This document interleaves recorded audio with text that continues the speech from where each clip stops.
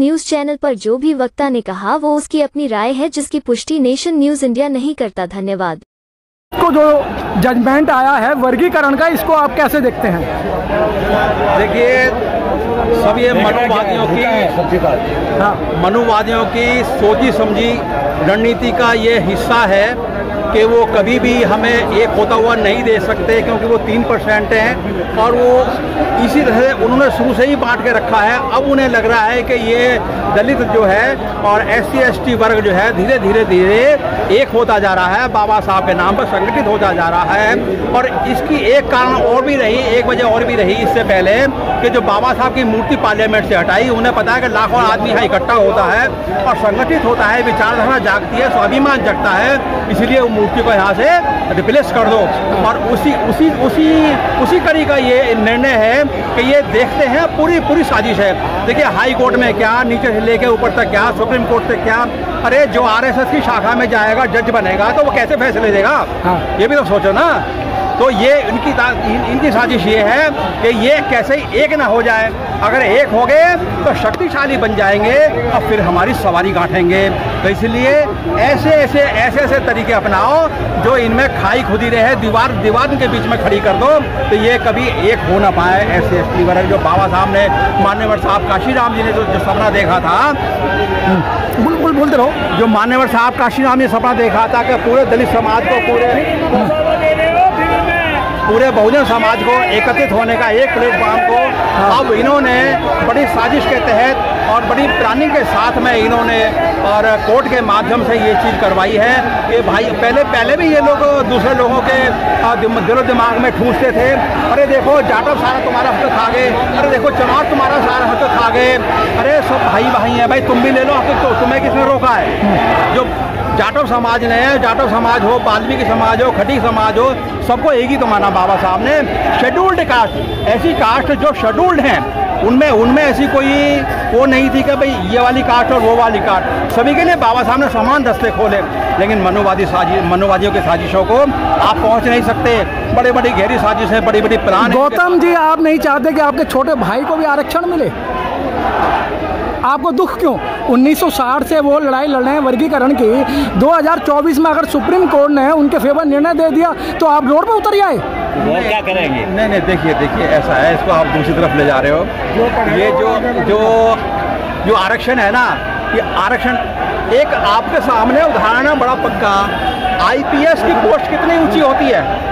IPS की post कितनी ऊंची होती है? ठीक है, IPS को भी अपनी बारात घोड़ी पर चढ़वाने के लिए मिलिट्री की मदद लेनी पड़ती है। तो ये आरक्षण जो है वो आर्थिक रूप का ये मुद्दा नहीं है। सर, ये तो आप जातिवाद में आप ले जा रहे हैं। भाई, जातिवाद में पद बाद में जाता, पहले उसकी जाति जाती है। बिल्कुल ऐसे ये सब रोम में और रग में जाती है। यहाँ भारत के कण में जाती है, भारतीय कण में जाती है। जाति प्रधान देश है ये, पैदा होते ही। अब देखिए, बाबा साहब ने खुद कहा था, जब बहुजन महानायक मूक नायक का जो पत्र लेख था, उसमें कहा था कि हिंदू समाज ऐसा 4 मंजिला भवन है जिसमें कोई सीढ़ियाँ नहीं है। ना तो कोई ऊपर से नीचे आ सकता है और ना कोई नीचे से ऊपर जा सकता है। ये ऐसा भवन है।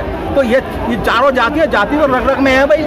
तो हम लोग इसको कभी समझ ही नहीं पाएंगे, जैसे हमारा समाज। ओपी गौतम जी, एक जख्म ठीक नहीं होता है, उससे पहले दूसरा जख्म दे दिया जाता है। इस सरकार का आज से नहीं, लगभग 68 साल से यही चल रहा है। अभी बाबा साहब की मूर्ति हटाई, अभी आरक्षण का बिल आ गया, उससे पहले एट्रोसिटी थी। तो क्या लगता है आप लोगों को ये सड़कों पर ही घसीटना चाहते हैं? देखिए, मैं दोबारा से कहूँगा कि ये इनको हमारी जो पूरा दलित समाज है, बहुजन समाज है और पिछड़ा समाज है, इसको बांटने की साजिश है। और इनकी बड़ी साजिश ये है कि ये कैसे संगठित ना हो जाए। अगर ये एक रहे, आप ये बताइए, आप जाति में फूट डाल रहे, कौन किसका हक खा रहा है भाई? आप भी पढ़ लो, आप भी झाड़ू छोड़ दो और आप भी कलम उठा लो। आपको किसने रोका है? आपको किसने रोका है? ये बताओ। अब जाट मानो चमारों ने वो जूती काटना बंद कर दिए, चमड़े मतलब काटना बंद कर दिए और मरे हुए पशु उठाना, मरे पशुओं का मांस खाना बंद कर दिया। तो जो कौम कुर्बानी देगी वो कौम आगे बढ़ेगी। ये इतिहास है और सच्चाई है, इतिहास की सच्चाई है ये। जो कौम कुर्बानी देगी, कोई भी सही। अब देखिए गुरु गोविंद सिंह जी ने अपने 4 बच्चों की कुर्बानी दी, 4 बच्चों की कुर्बानी दी, 2 तो दीवार में चिनवा दिए गए और 2 युद्ध में काम आए। तो आप समझ लोगे किसका समाज आगे बढ़ेगा। तो ये जो कौम कुर्बानी देगी, भैया तुम भी झाड़ू छोड़ दो मेरे भाइयों, तुमसे किसने मना करी। और वो साथ में आ रहे हैं भाई, वो उनमें भी जागृति फैल रही है, लेकिन इनको बड़ी गौतम जी बड़ी अच्छी बात कर रहे हैं, उनकी रोजी रोटी छीनना चाह रहे हैं। भाई रोजी रोटी तो बाबा साहब ने भी कही थी कि एक ने कही थी कि बाबा साहब आपने इनका मरे हुए पशुओं का मांस खाना बंद कर दिया तो 500 रुपये की मजदूरी की चली गई। तो बाबा साहब ने कहा भैया इनकी मजदूरी की चिंता मैं करूंगा, इनमें स्वाभिमान जगाऊंगा मैं। अरे भीख मांगे तो कोई भी खा लेगा, मेरे बाबा साहब ने मुख्य काम किया स्वाभिमान जगाने का।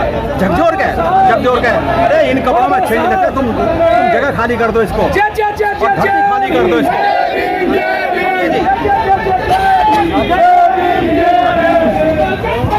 क्या लगता है सर, आज के भारत बंद से सरकार और सुप्रीम कोर्ट पे कोई कानून वजूद रहेंगे कि? देखिए बहुत बड़ा आयोजन है भारतवर्ष में ये चल रहा है और जोर शोर से यहाँ हजारों नहीं लाखों आदमियों का संगठन जो है वो इस के विरोध में सड़कों पर उतरा हुआ है और सुप्रीम कोर्ट के फैसले के खिलाफ अपनी आवाज़ उठा रहा है। मैं नहीं समझता कि सरकार पर कोई असर नहीं पड़ेगा। इतना बड़ा संगठन, इतना बड़ा समाज अगर सड़कों पर उतर रहा है तो कोई तो कारण होगा, कोई तो वजह होगी।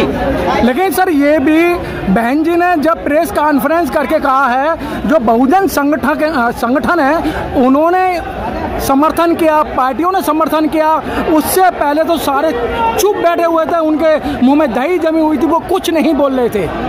अब देखिए जिन्होंने संविधान में एक एग्जांपल देता हूँ, जिन लोगों ने, जिन पार्टियों ने संविधान खतरे में है, हमारे सबके वोट ले लिए, उनकी वो आज भी क्या नाम है बिलों में छुपे पड़ रहे हैं। उनकी आज तक एक भी शक्ल नहीं दिखाई दी और ना उनके कोई आवाज़ उठी।